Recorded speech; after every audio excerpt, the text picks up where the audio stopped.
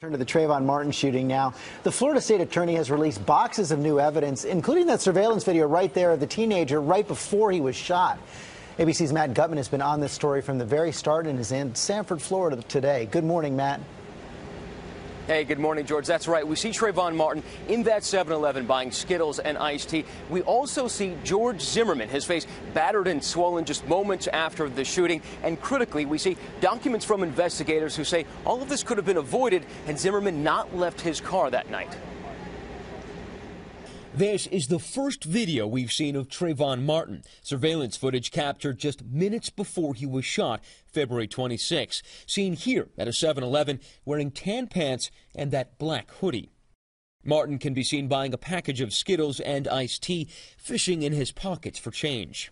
The video was part of a massive release of evidence by Florida prosecutors who have charged George Zimmerman with second-degree murder. Martin's autopsy shows he died instantly. A single shot from this gun made at nearly point-blank range, rupturing his heart. This would argue that it was a firing during a struggle, and it's very consistent with Mr. Zimmerman's story. He says he shot Martin in self-defense as the 17-year-old punched him and pounded his head into the pavement.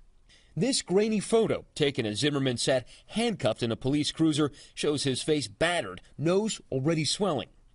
Moments before, officers had, quote, placed Zimmerman into custody at gunpoint.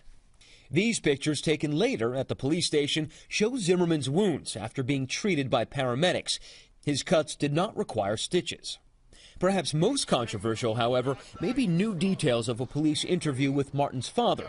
The family has publicly maintained the screams heard in the background of these 911 calls were Martin's. It sounds like a male. Okay.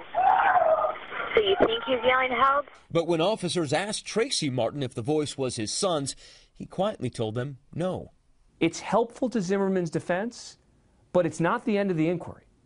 You have still got to figure out who was the aggressor here from the beginning. And police considered Zimmerman the aggressor.